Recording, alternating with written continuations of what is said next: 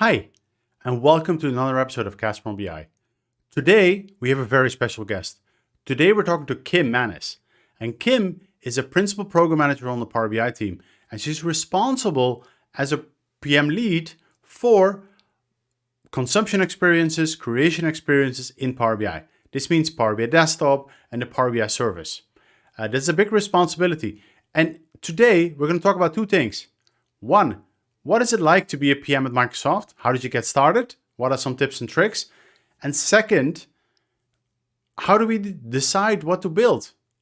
Because there are so many features that we could do. There are so many things that we want to deliver, but there's only a finite amount of resources. So how do we choose? And what do we do? Let's find out in the episode today.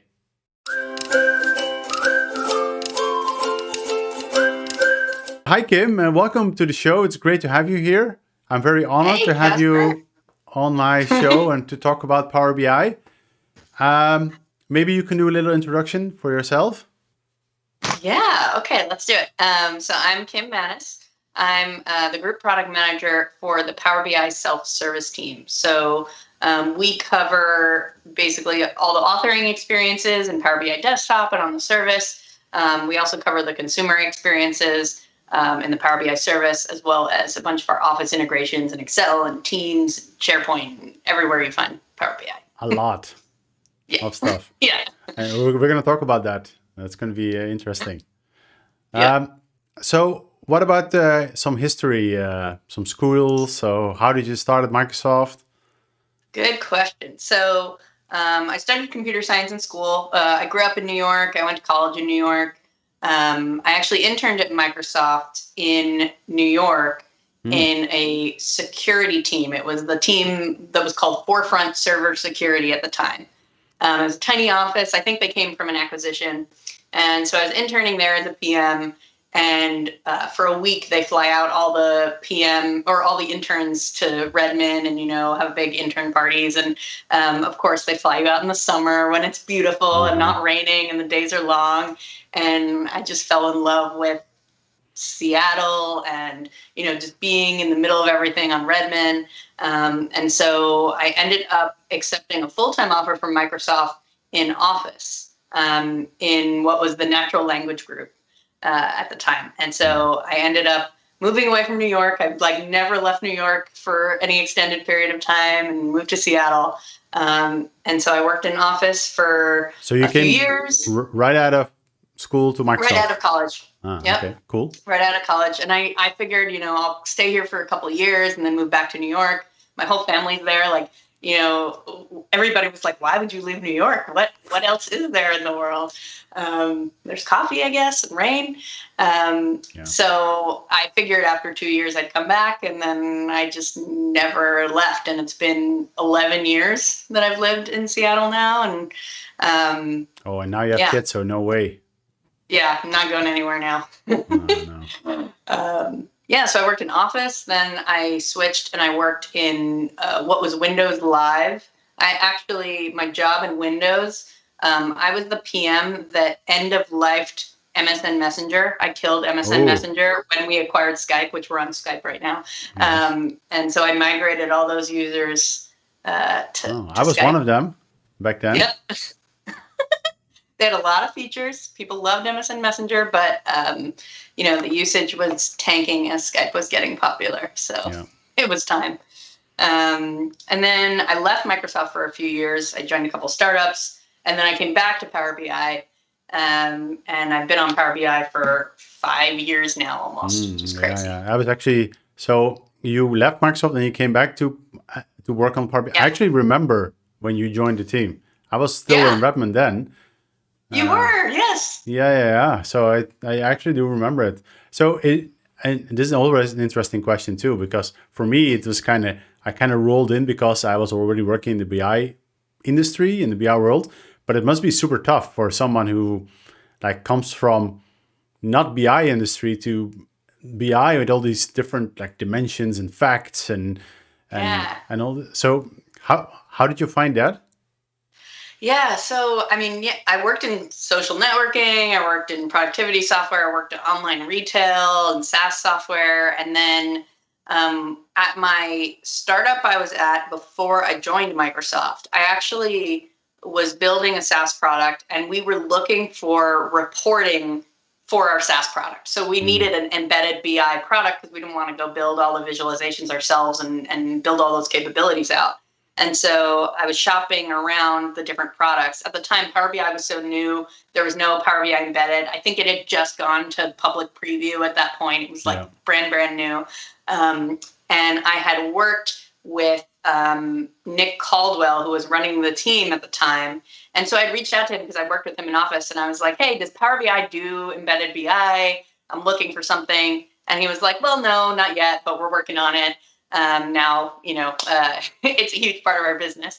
But then we just got to talking, and he kind of talked me into coming in and joining the team as a product manager. So I was sort of a consumer of BI for a long time. As a PM, you use data to make decisions. And when I was working on retail, we were running A/B testing all the time. I used Tableau a lot.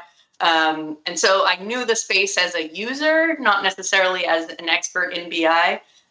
So I think that probably gave me a leg up coming in, that I kind of understood what customers wanted, because there were things I wanted about BI products that weren't there yet. So yeah. Oh, that's a pretty cool story. I actually didn't know that you worked with these products before, and I also didn't actually know that you left Microsoft for a while. But I think it's probably good to broaden the horizon a little bit.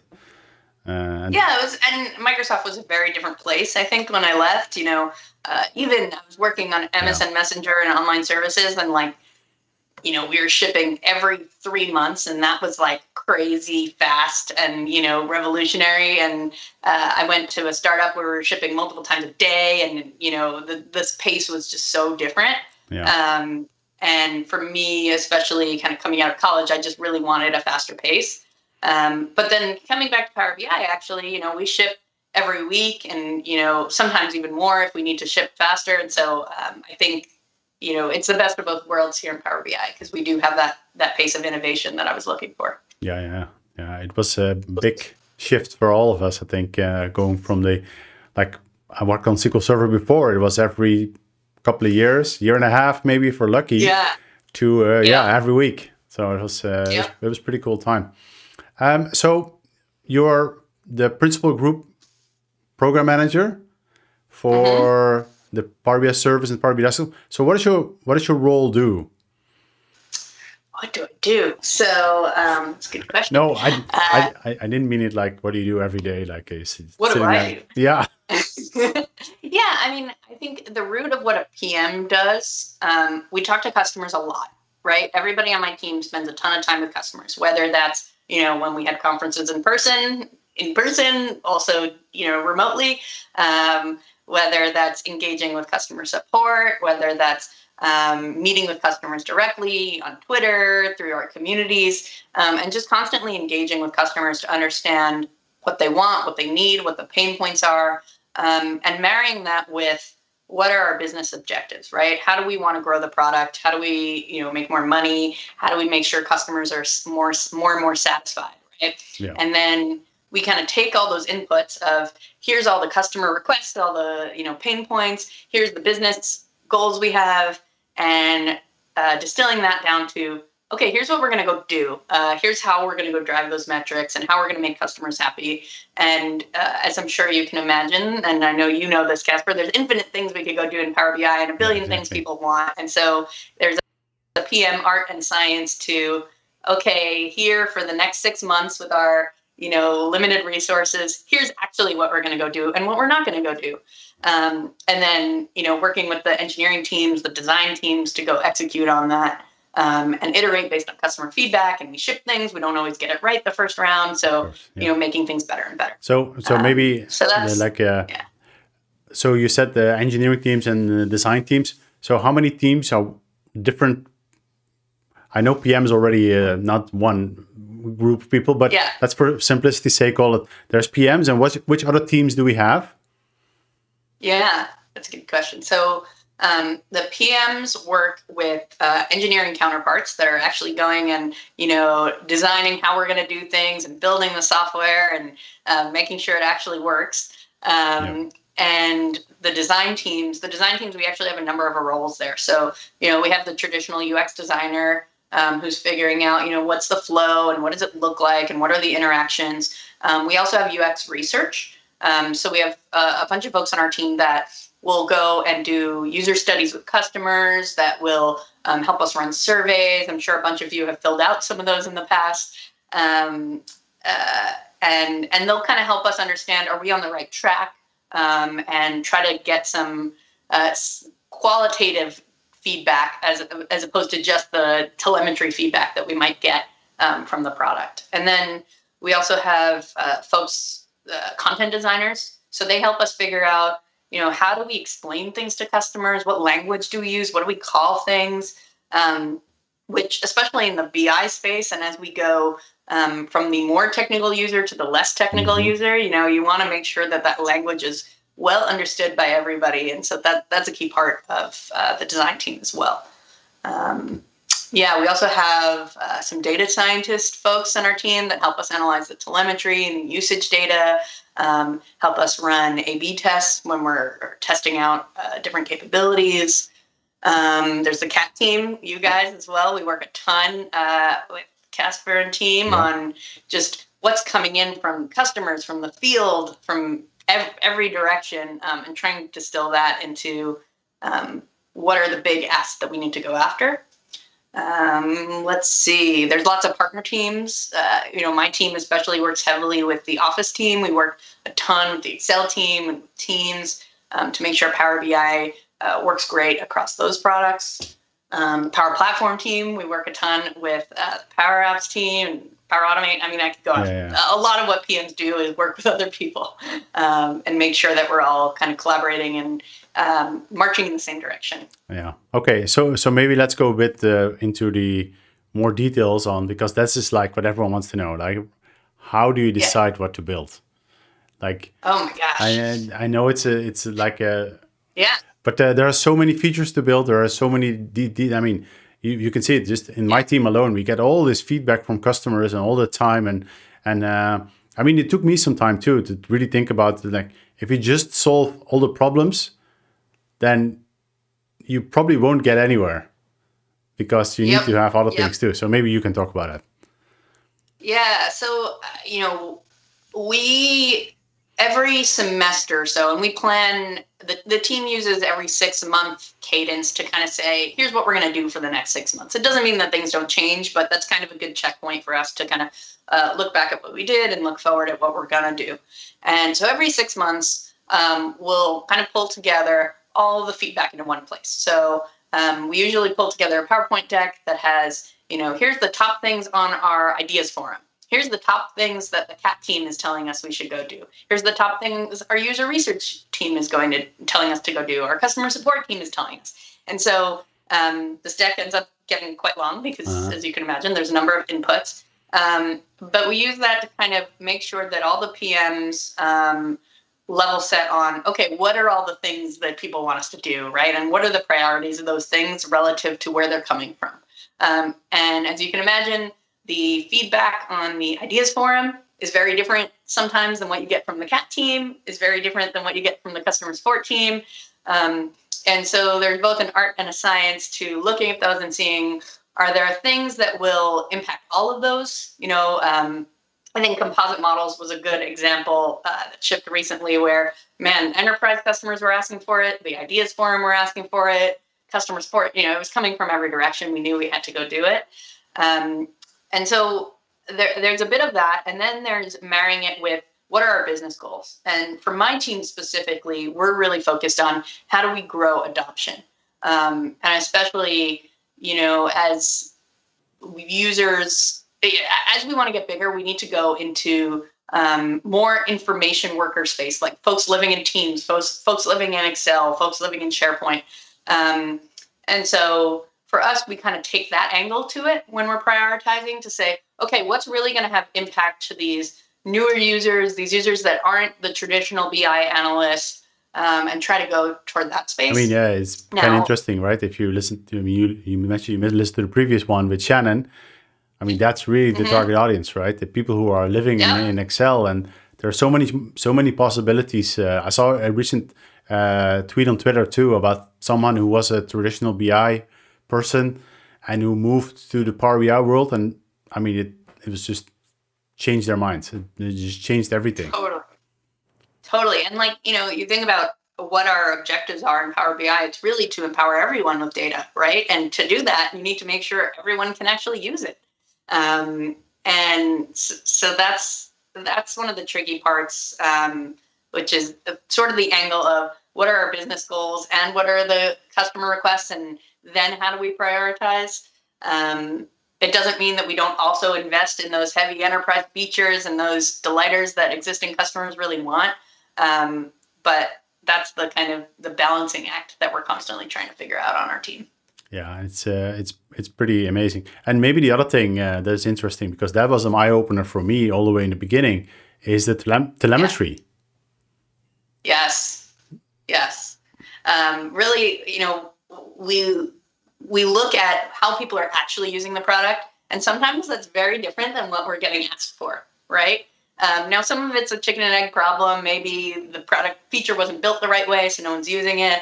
But, one example I'll pick on this, even though I know we should do more here, is formatting, right? Like everybody wants a billion formatting features, and there's a ton more we could do there. And we're desperately trying to catch up with what everybody wants us to do on the ideas forum. But when you look at telemetry, most users don't use any formatting features, right? Like they just get to the data, they use the defaults, and they build something out. And so for us, a big thing that we're focused on, instead of adding more features for formatting, is making sure the defaults are really, really great, right? And that's the kind of thing that, like, yes, customers are asking us for a ton of new formatting features and a ton of new ways to tweak visuals, but knowing from telemetry that most users are creating just what we give them from scratch, it means that we need to go make sure that that default template is super beautiful, really easy to consume, and involves best practices. So that's kind of one example of how we use telemetry to figure out how we're going to go solve those problems. Yeah, it was really eye-opening for me, because I mean I used to work on the on-premise world where we really didn't have much telemetry, and this really changed where we can see where buttons have to be placed and also how much time there is actually being used, and so that's pretty amazing, I think.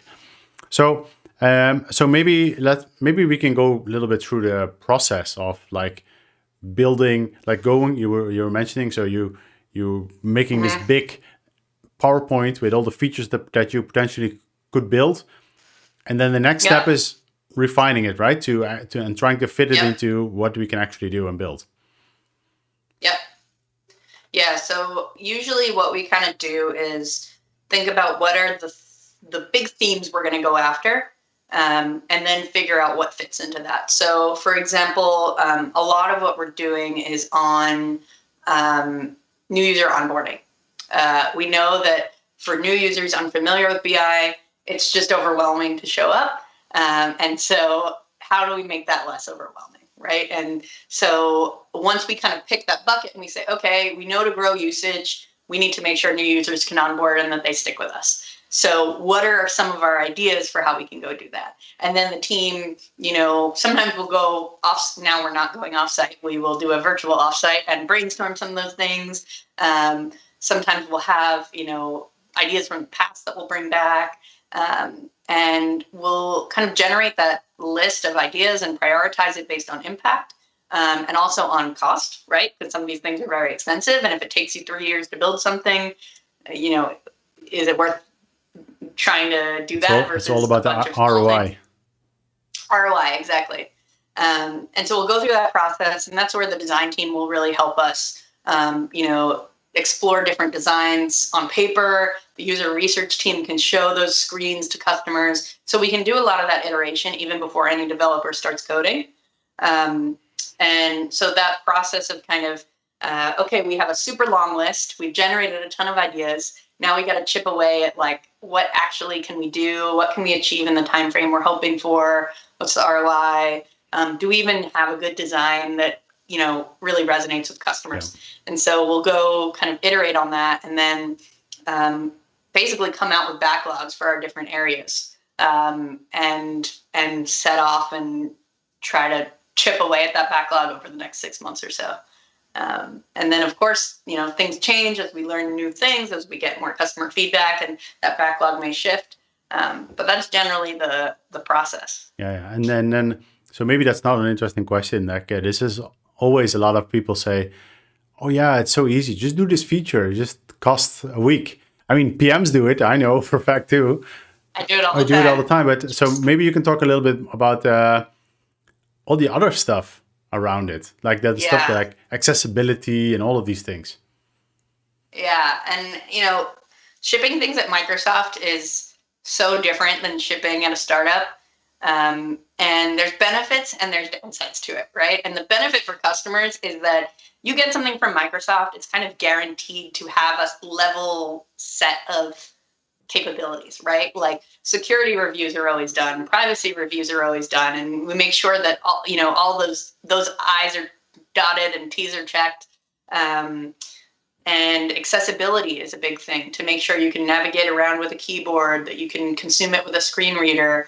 That sort of stuff really matters to our customers, right? And it's something that we can't skimp on. It's not just our customers, but I think as Microsoft, we feel like we have a responsibility to make sure that no one is excluded. Absolutely. And especially, more and more folks are working from home right now, and a lot of folks are stuck only using a keyboard, right? Only using a screen. And so we need to make sure that they can actually do their work in that environment. So yeah, a lot of our work, beyond the just coding, like, hey, I'm going to go code this new formatting feature. You need to add tests for it. You need to make sure it works on mobile. You need to make sure it works on embedded, on-prem. So as our product gets bigger and bigger, so does the test matrix for where things can break. Of course, we want to get more and more efficient on how we do testing so that these things get easier and easier. But really, a lot of this comes down to all the fundamental stuff beyond just the coding of the product. And we need to make sure that works great, or customers, if you can't use the feature, doesn't matter, right? Or if it breaks, or if it's not secure, or if it's not, up to our privacy standards, then you can't ship it. Yeah, I know for a fact it takes much longer for sure to ship things at Microsoft. Even after 10 years, I'm still surprised how much extra work is than I would expect it to take, and for good reasons, obviously. So maybe another question. We're talking about testing and all of these things. So how do we make sure that we're not shipping bugs and things like this? Yeah, I mean, the reality is it's software. There's always bugs. Oh, yeah. But I think the team has some pretty good process to catch things as they go out the door. So initially, the engineers, as they're writing code, will do a bunch of unit testing and build-in testing into the product. And once we get to a state of it's usable, internally we do bug bashes. So that's really just the team playing with the product and clicking around and trying it and trying to break it. Yeah. Trying to break it. I was doing it the other day for something and just sent like a list of, here are all the error messages I got in all the states. And we have a set of folks that are just dedicated to testing on our team that will help break things, and are experts in that. And then once we feel good and, internally we've caught everything, we have a process that I think definitely all of Azure and probably all of Microsoft has a similar process of what we call safe deployment. And so what that means is we go through different rings of where the code ships. And so first, we'll ship just to the Power BI team. So there's an internal environment that only the Power BI team uses to keep our reports. So all of my internal reports are there, all of Arun's are there, and we'll ship there for a week. And we'll find, it's unfortunate because I'll get broken all the time, but we'll find bugs that way. But I'd rather break me than our customers. And then we'll roll it back, or we'll fix the bugs or whatever. And then once we feel good in that environment, we say, okay, it's looking good. We use telemetry to measure, okay, are these features working the way we expected? We can test them there as well. Then we roll it out to our Microsoft environment. So that's one of our biggest tenants is Microsoft, so it gets a ton of usage. There's a ton of different types of customers there that you might not get in that first And they're ring. very demanding too.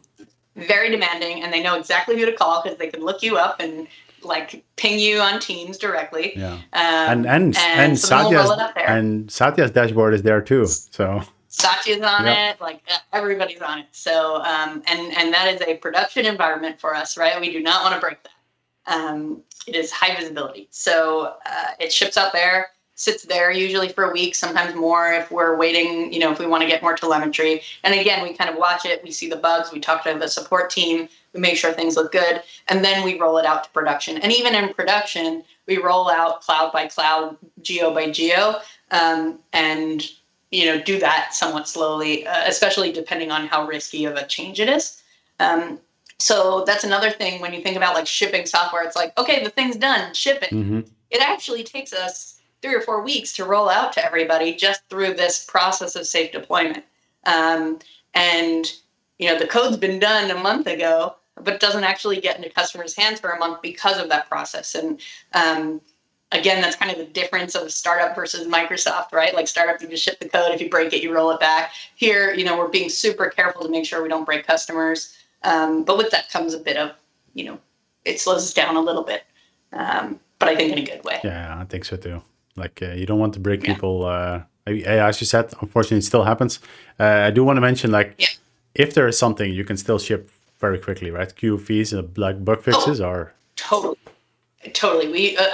Bug fixes can go out, and it's always kind of the risk reward, right? Like if somebody's broken, we can get through that in hours, probably less than hours if we need to. And if there's something urgent that needs to get out, we can do it. But when it comes to new features, this is really what I'm talking about. New features, we want to be careful that new stuff actually gets usage before it hits production and impacts everybody. Yeah, makes sense.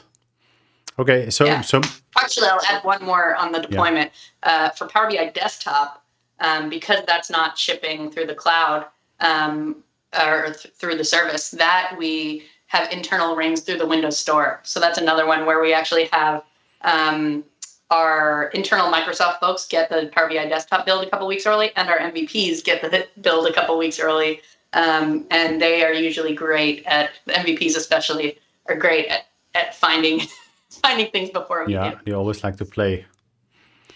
Yes. It's a bit scary when you're presenting a lot, by the way. This, but you're always on the early exactly. bits. But it's okay.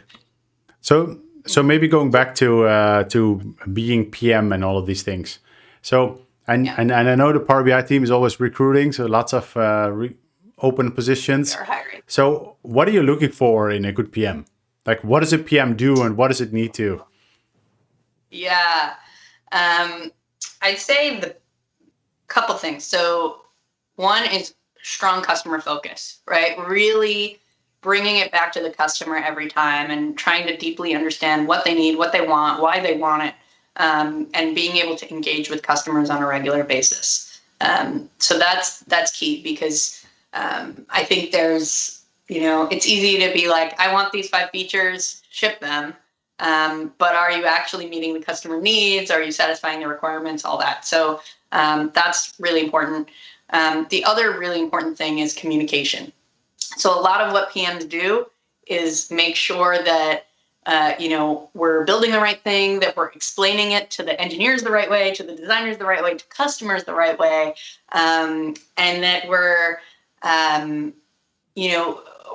across the organization, both within Power BI. The Power BI team's getting bigger and bigger, making sure that our features work across platforms, making sure that it makes sense across the broader Microsoft ecosystem, that we're fitting into all of that. So a lot of it is about communication. And I had a manager once who, when I started on his team, he told me PMs do 3 things. They tell people what they're going to do, they do it, and then they tell people what they did. And I think that's a lot of what you do as a PM, is making sure we're all aligned and on the same page, and that, especially for customers, that they're not seeing the seams in our organization and they're not kind of confused about why we made decisions we did. And so that's a huge challenge for a PM, and something I'm always looking for. But yeah, I'd say those are the big ones. And then, of course, on my team, one of the things that we all make sure is that we're engaging with the community, right? And that we're excited and kind of just passionate about the space. And everybody on the team kind of takes ownership of what we call the extracurriculars, right? It's not just the shipping code, it's the other stuff, but that really, really matters, whether it's the monthly blog post that your own drives now, or the ideas forum and making sure that we're taking that feedback and monitoring it and responding to it.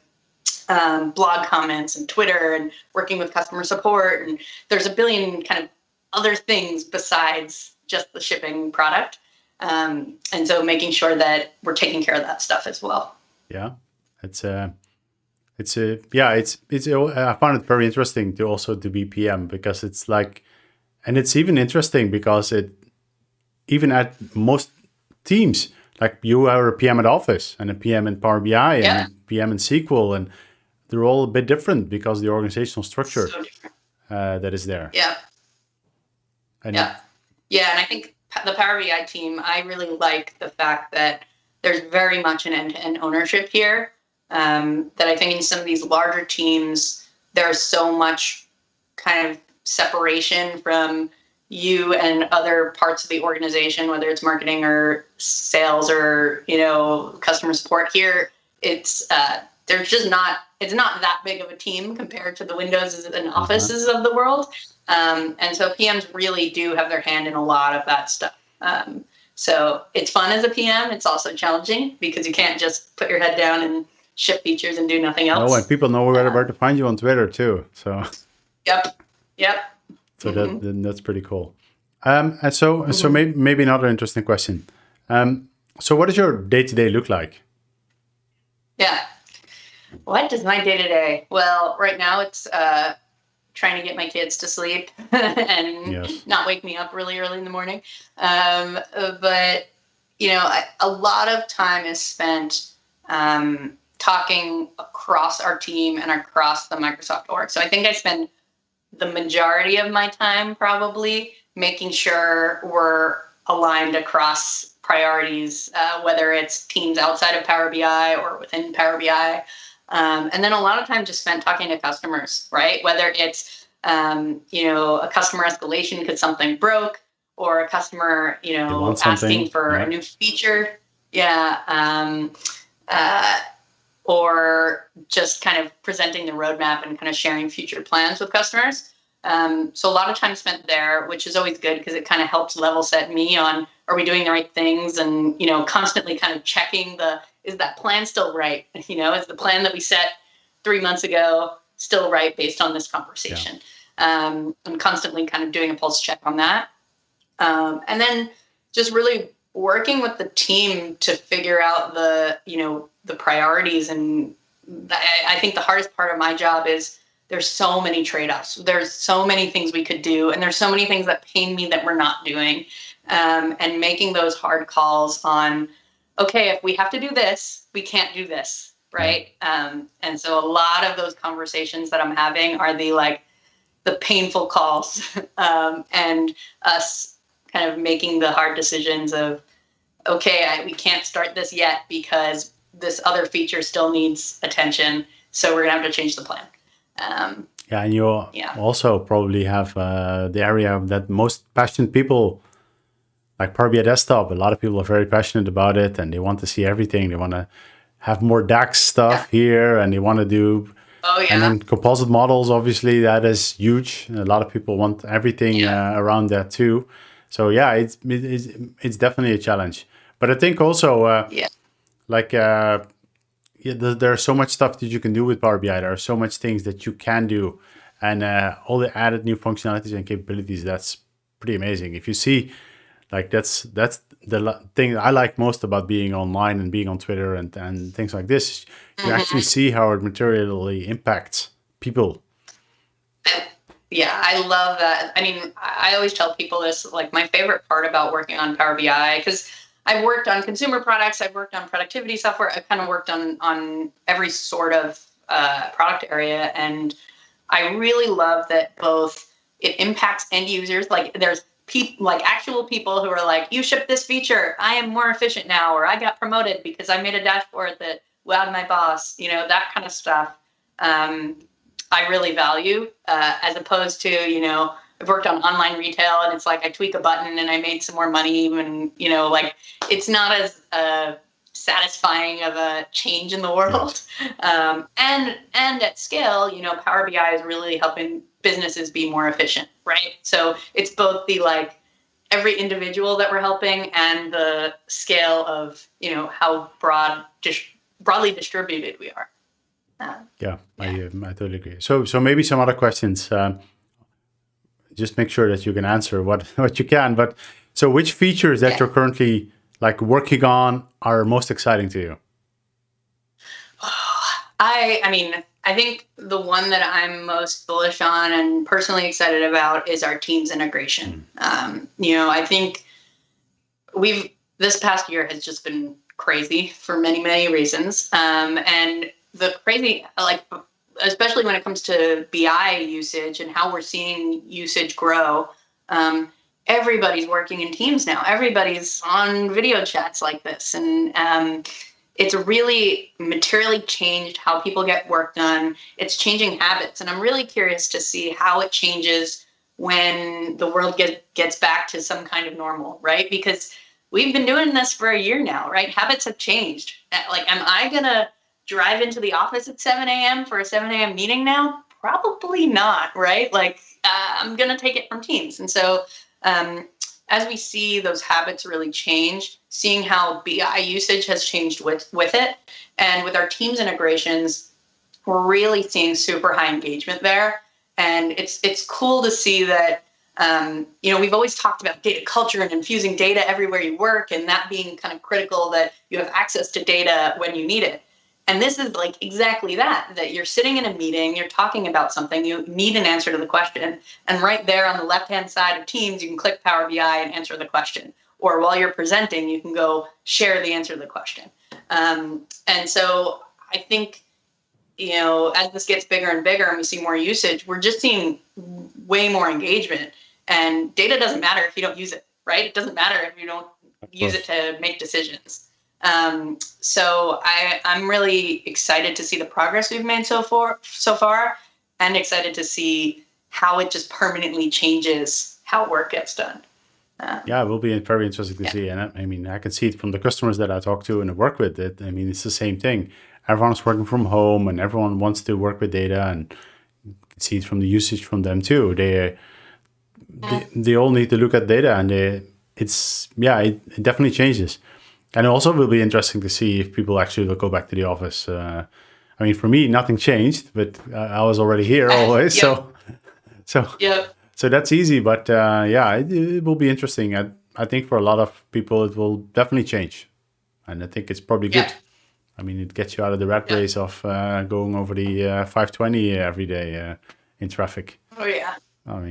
I think I'll do some kind of hybrid. If I could avoid the traffic hour, I think that's a sweet spot. For me, I do miss it. Like, I love to come to Redmond and just, as you said, the excitement of campus is there's nothing like it. Yeah, there's not. Yeah, and it's also just the like, hashing something out in person in the hallway, and technology has not replaced that for me. I haven't figured out how to make that work yet. So if anybody has any suggestions on those hallway conversations, but yeah, I do miss that. Yeah, for sure. All right. So maybe another one, and maybe you can share, and that's okay. What about something that in the future, and maybe it's the same as what you already talked about before, like how things have changed significantly? Yeah. So in the future, in terms of what we're shipping? Power BI in the future, or what you're shipping, or something that, and also something you can share. So I know it's a bit of a... something juicy. Dangerous question. I think one of the big things that we are working on now, and I'll share some of it because I'm pretty sure it's obvious that it's going to evolve this way, is making it really easy for people to create content in Power BI. So today you got to download Power BI Desktop, you got to figure out how to use the connectors, you got to build your own visuals, and it's very once people figure it out, they get through it, and you can kind of ramp up pretty quickly. But that hurdle is really bad, right? And we see it all the time from our telemetry that a lot of folks come in, they get overwhelmed with how do I even get started, and they bounce. And one of the things we shipped recently, we called Quick Create, but it's basically creation on the web. So you can go in, you can create a new report, you paste some data in, and then we auto-generate the report from you. And you can start slicing and dicing, you can edit it. And there's something about starting from editing and from, a recommendation versus a blank, empty canvas that we're starting to see really good progress there. Especially when we think about how do we expand our user base beyond the traditional BI user. Anything we can do to remove a limited resource from the funnel is good, right? So if you need a BI expert to go build you a report, you're going to have to file a ticket and wait for it. Versus just somebody in Teams has some data, they want to analyze it, they paste it in and go. We can really expand the type of user that's using Power BI and getting insights from Power BI. So that's what we've shipped already, and we're going to continue to evolve that, and you'll see more connectors and more entry points. And really, we want to make analysis from Power BI super ubiquitous. That just like the same way, you could even imagine, I'm on my bank website and I click export to Excel. You can imagine a export to Power BI there in that same way that you can start exploring and slicing and dicing the data. Yeah. So that's kind of the long-term vision for that, and it's going to be a journey to get there. And one of the big components of that is more web authoring, right? And this is something we've heard forever, that people want Power BI desktop on a Mac. They want it on the web. I do too. I want it all. And so we're getting there, and we're going to chip away at that. And as you can imagine, it's a big, meaty problem, and there's lots of components there, and people want it to be super performant and easy to use, but still advanced. And so there's a lot to do there. And so you'll see more and more of that evolve over time. And I'm really excited about that. Since I've joined the team, I've wanted to work on this. And, we're finally at a point where we're going to get there sooner rather than later. Yeah. Actually, that brings me to one last question. You talked about like people want everything and people want it to be simple. And this is, to me, that has always been the hardest, because I'm a very detailed. I want all the knobs and buttons, and I want a script behind it, and so I can tune everything. But this is a trap, because and Microsoft, I can say it, but Microsoft is very good at this, to give you all the bells and whistles and knobs and turns and whatever, but it makes it hard for people to use. So how do you do that trade-off? It's really hard. And it's, we talk about this a lot, especially on the creator team of, is Power BI desktop like Photoshop, or is it like PowerPoint, right? And where on the spectrum is it? And we constantly say it's PowerPoint for data. It's easy to use. It's super familiar to Office. But at the same time, everybody wants those knobs. There's a lot of capabilities. This is BI, right? Like, you still need those complex capabilities. We can't get rid of them, right? You're building a billion rows of data, so you need to be able to tune it a bit. Exactly. So, I look at Excel as a really good example of where that's been done well. My mom uses Excel to manage her household budget. My brother, who works in finance on Wall Street, I taught my 12-year-old, she was doing, instead of using a calculator, I taught her how to use Excel instead. Yes. And she now uses it, and she likes it. You need a scientific calculator. So, everybody can use Excel, right? And those features that the advanced users are using don't get in the way of, hey, I just want to start typing and add things up and use it as a calculator. And so I think, I really look at Excel as a North Star of kind of the evolution of that product to make sure that we can welcome all those audiences. So it does mean that, the easy things will be very obvious and upfront, and the more complicated things will be hidden and more clicks away. And we think that's okay, because the more advanced users will take the time to figure out where those clicks are. But it's a constant challenge and balance for us of simplicity versus all the feature capabilities you want. And I think we'll kind of go back and forth on the spectrum of it throughout time. But in generally, we want it to be a place for anybody to work with data, Right. from beginner to advanced. And I think that's a good segue. I think I'm kind of running out of questions, and I think we've learned a lot about how Power BI ships and what a PM does and how we make trade-offs and what the goals are. Right, bringing data to everyone and making sure that you give insights. So I want to thank you so much for being here and sharing the story with us. I've learned a lot. This was fun. Yeah. Great. And good to see you virtually. Hopefully soon we will have conferences again. Yeah. See you in person. Exactly. See you in the Redmond hallways. Exactly. Causing trouble, yes. Yes, all right. Definitely. All right. Thank you very much. Bye. All right. Bye. Thanks. And that concludes another episode of Kasper On BI. I hope you've enjoyed it. I hope you've learned from Kim and all the stories that she told about Power BI. If you like hearing these stories, subscribe to my channel to hear more. There's lots of exciting new things coming up. If you like this episode, hit the like button too. It would really help me out a lot. Thank you so much for your time, and I'll speak to you next time.